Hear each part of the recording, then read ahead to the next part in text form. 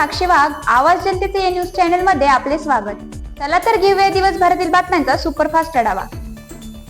आगामी विधानसभा निवडणूक महाविकास आघाडी म्हणून लढवायची, काँग्रेस पक्षश्रेष्ठींचे महाराष्ट्रातील नेत्यांना आदेश।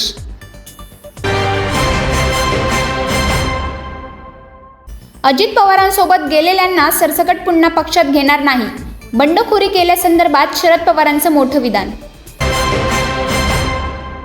भाजपच्या केंद्रीय नेतृत्वाची महाराष्ट्र भाजपच्या कामगिरीवर करडी नजर, दुर्लक्षित नेत्यांना थेट दिल्लीतून संपर्क करणार।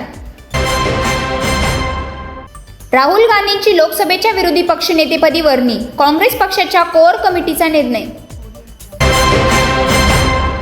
पुणे पोर्शे केस, मुख्यमंत्र्यांच्या हस्ते मृतांच्या वारसांना 10 लाखांची मदत सुपूर्द।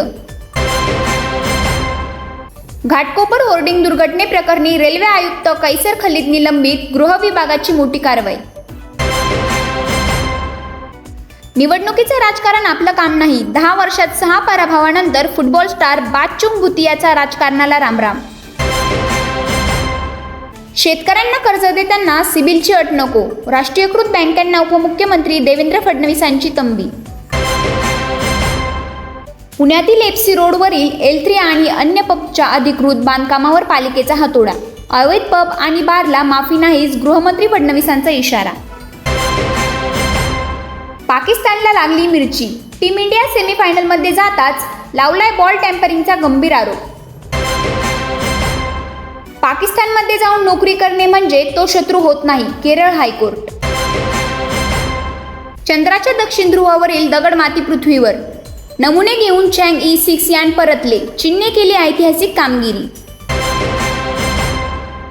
काशी विश्वनाथ मंदिराला नीता अंबानींनी केले तब्बल 1.51 कोटींचे दान, दिले अनंत राधिकाच्या लग्नाचे आमंत्रण। चीनच्या चंग 6 चंद्रयानाचा पराक्रम, चंद्राच्या न दिसणाऱ्या भागातील मातीचे नमुने पृथ्वीवर आणणारा जगातील पहिला देश। भारत पाकिस्तान पुन्हा येणार आमने सामने, आशिया कपच्या शेड्यूलची झाली घोषणा। लोकसभेचा विरोधी पक्षनेता ठरला, राहुल गांधींच्या नावावर शिक्कामोर्तब। पाणी टंचाई भारताच्या प्रतिष्ठेला घातक, देशात सामाजिक अशांतता निर्माण होण्याची शक्यता, मूडीजचा धक्कादायक अहवाल। भारतात शिक्षणापेक्षा विवाह सोहळ्यांवर केला जातोय सर्वाधिक खर्च।